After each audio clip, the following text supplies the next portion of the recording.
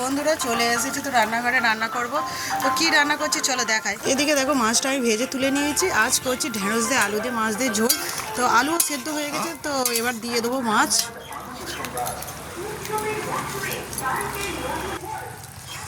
তো একটু ফুটে গেলে নামিয়ে নেব। আর কি করছি দেখো, আর করব শুক্তো। তার জন্য উচ্ছে কেটেছি, বেগুন কেটেছি, কলা, আলু আর ডাঁটা কেটেছি। তা করব শুক্তো, তার জন্য কাটা হয়ে গেছে। তো ঢেঁড়স তো এটা হয়ে গেছে, নামিয়ে নিয়েছি। এদিকে দেখো শুক্তোর জন্য প্রথমে তো উচ্ছেটা ভেজে নিচ্ছি।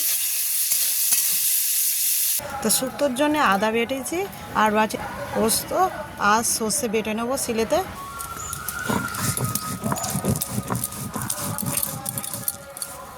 তো শুক্তোর জন্য দেখো আমি ফোড়ন দিয়েছি, পাঁচ ফোড়ন আর তেজপাতা দিয়েছি, একটু হলুদ গুঁড়ো দিয়েছি আর দিচ্ছি আদা। ফোড়নটা ভাজা হয়ে যাওয়ার পরে দিয়ে দিয়েছি সেদ্ধ করা সবজি আর দিয়েছি উচ্ছে ভাজা।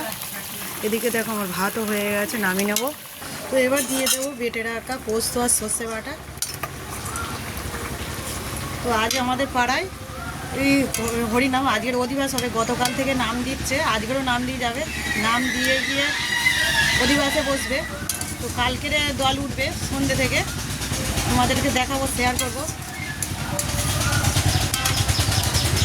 তো শুক্তোটা আমার হয়ে গেছে, তো নামিয়ে নিয়েছি। দেখো দেখো বন্ধুরা কত সুন্দর দেখতে লাগছে। তো রান্না তো কমপ্লিট বন্ধুরা।